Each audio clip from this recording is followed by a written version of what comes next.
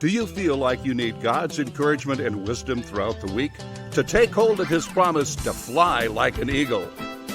You've come to the right place. Welcome to Eagles on the Hill. Let's join our host, Pastor Jeff Scheich.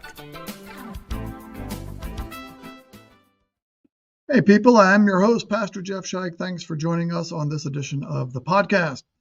Well, today we're going to follow up on a sermon that I delivered last Sunday here at Christ Lincoln in Yankee Hill. So last Sunday would be May the 18th, and encourage you, if you have not yet watched that sermon, if you aren't able to be with us in worship, to go watch that. That will help set the context for you for the podcast.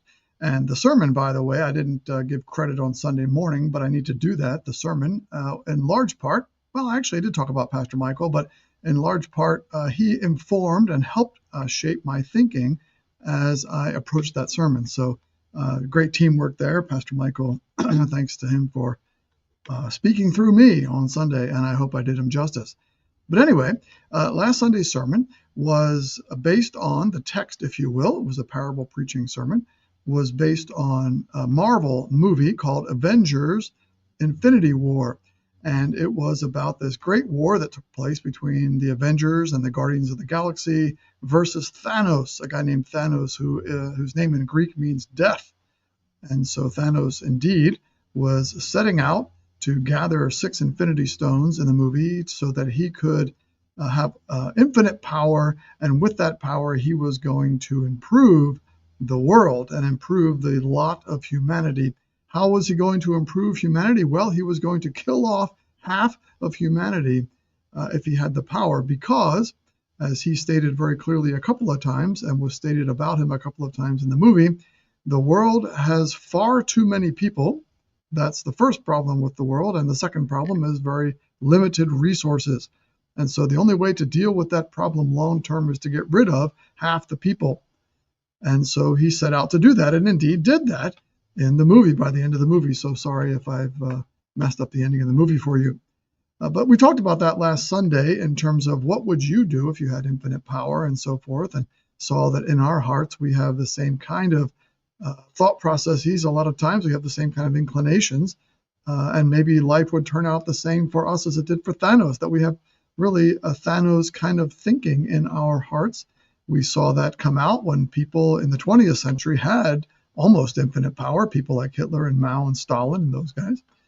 So, but along the way, I mentioned just briefly in the sermon that Thanos's view of the world and the world's problems, namely that there are far too many people and far too much of a limitation on resources, that Thanos's view of the world's problem was wrong, in fact, diametrically opposed to reality.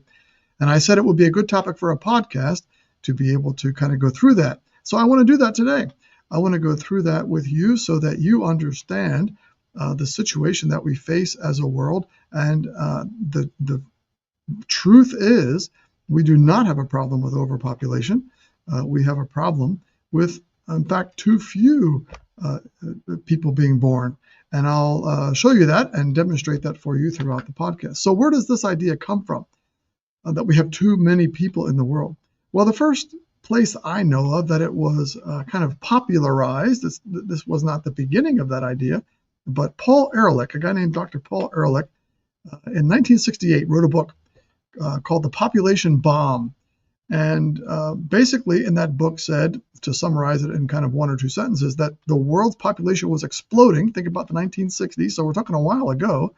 The world's population was exploding. And if we didn't do something about it, that there would be famines and pestilence and death all over the planet, because the planet simply could not sustain the growth that was happening amongst human beings. All right. Well, as a matter of fact, Paul Ehrlich's predictions did not come true. But did that stop him from trying to make more money and continuing to spout those theories? No, it did not. He continued all the way into the 21st century for 50, I don't know how I didn't count the years, but 50 years or more to spout those kinds of theories that there are too many human beings on planet Earth. Of late, of the last 10 years or so, I've began to hear more and more people in many different areas of life across political spectrums say Paul Ehrlich was wrong. And in fact, humanity's in trouble, not from overpopulation, but from underpopulation, from too few people being born. And one of the latest people to jump on that bandwagon, and I'll show you this video from a couple of years ago, but even to today, one of the people that's kind of touting the fact that the lack of the small birth rate is a problem is none other than Elon Musk. So let's take a look at just a little short clip here from Elon. I think a lot of people think that there's too many people on the planet, but I think there's, in fact, too few, and that the possibly the single greatest risk to human civilization is the rapidly diminishing birth rate. And the facts are out there for anyone to look at. But a lot of people are still stuck with, Paul Ehrlich's book, Population Bomb. And it's like, that was a long time ago. That is not the case today. And there was a massive notch in demographics last year because the birth rate plummeted, and also this year. So, I mean, if no babies, no humanity. You got to come from somewhere. Okay, so that's Elon Musk, and he's been saying that now for a couple of years. I will take issue with one thing he said there, and that is this, that he kind of indicated that back in Paul Ehrlich's day, Paul Ehrlich was right, but now things have changed. As a matter of fact, Paul Ehrlich was never right, and but indeed things have gotten worse. But the trajectory has not changed. The fundamental issues that we face as human beings have not changed. Paul Ehrlich was mistaken in his view from day one, and so I'll take issue with Elon on that, although I think Elon Musk is far smarter than I am. Let me go through some statistics for you, and then I'll do some other things here. Okay, so I put a graph on the screen if you're watching on YouTube, and this is the total fertility rates for select countries in 2010. How this graph selected these countries, I have no idea. And actually this comes from, I think, 2008, but nevertheless, you get the idea. So basically what you have is a number of countries listed on the left-hand side of the screen and how many babies per woman they're having. And basically the deal is, if you don't know the numbers, that you need about 2.1 births per female in order to maintain human population. 2.1 or so, because people die or whatever, so you need at least 2.1 babies born per. I'm not sure who's having the 0.1, but in any case, if you go below 2.1, then you're below replacement rate. Your population over time will shrink, and that's really almost never happened in history until modern times. And so we don't really know completely what the effect is when, let's say, a country like, in this case, on this graph, Poland, has a birth rate of looks like about 1.3 per woman. The thought is that at some point, as the birth rate gets down toward 1, in the neighborhood of 1.3, 1.5, whatever it might be, drops to a certain extent, the culture is doomed, that it will never recover. And so in this particular graph, you have countries like Poland, Russia, Latvia, Bulgaria, China, Sweden, all below 2 in their fertility rates as of 2008, according to the UN World Population Statistics. The United States is at about 2.05 or something like that. And then other countries are, in this particular graph, have more kids, like Rwanda and Zambia are up around 5. So they're no trouble at all. And so there you go. Let's take another look at another graph here. This is a graph where women are having the fewest children as of 2017. So this lists 10 countries that have the lowest birth rate as far as studies have been done. Japan at 1.3, Moldova, Poland, and Bosnia-Herzegovina all at 1.3. Thailand, Puerto Rico, Andorra, and South Korea at 1.2, and Taiwan and Cyprus at 1.1. So statisticians and people who study these things say that essentially all these countries, all these ethnic groups will disappear in the next 100 years. They'll be gone. Like Japan, there'll be no more Japanese people. Now maybe Japanese in the United States are having more kids, and that'll repopulate the Japanese population, or South Korea or whatever. But these nations these ethnic groups will disappear off the face of the earth. and they don't, and statisticians don't know if this can be reversed. If it's too late to reverse this, they're not sure. So it's a serious issue that our planet is facing, and I wanted to call that to your attention. There's an article that I found called "Why Dr. Ehrlich Should Stop Worrying About the Population Bomb and Love Humanity." It's you can find it on a website called econlib.org, and I wanted to just read some of that to you so you have some idea of what it says. This is published in 2021, and it gives you a sense of some of the challenges that we face as human beings. Okay, why Dr. Ehrlich should stop worrying about the population bomb and love humanity. In a short piece published recently in Nature, Stanford University professor emeritus and population bomber extraordinaire Paul Ehrlich worries that overpopulation, one of the most important factors in the hunger nexus, is not discussed by the scientific group for the UN Food Systems Summit in 2021. In other words, the UN Food Systems Summit met in 2021 and did not deal with overpopulation, and Paul Ehrlich wonders why not. Well, because it's not really a factor. But anyway, he says, the article continues, this is a mistake because continuing population growth could overwhelm even current levels of nutrition. Well, he's been saying that for 50 years. And in fact, the world is less poor than it was when he started saying it. So anyway, back to the article. The biologist, key proposition usually is traced back to an influential essay written by Thomas Robert Malthus over 200 years ago. So in other words, that's where the start of this whole thing happened. Ehrlich popularized it. Malthus has said that a significant reduction in human numbers would benefit the remaining inhabitants of the earth by giving them access to more and better resources. As was already obvious in Malthus's day, however, a more numerous population in which individuals specialize in what they do best and trade with each other is always better off than a smaller one. Anyone concerned about the number of human beings is viewing them as merely consumers. People, however, are both consumers and producers. Their potential for wealth creation increases tremendously through trade and technological innovation. In other words, Ehrlich and Malthus before him is looking myopically at humanity as consumers. And they're forgetting the fact that human beings also produce. And so the more producers there are, the more production you'll have. They're just missing that whole part of the equation, is what this article is saying. Okay, let's continue on here. I'll skip down a little bit. In 1879, the American economist Henry George observed that many communities still increasing in population were also increasing their wealth faster. Indeed, among communities of similar people, that's the key, in a similar stage of civilization, that's the key, the most densely populated community is the richest. So think Hong Kong, for instance, okay? And the evidence was overwhelming that wealth is greatest where population is densest. Again, think Hong Kong.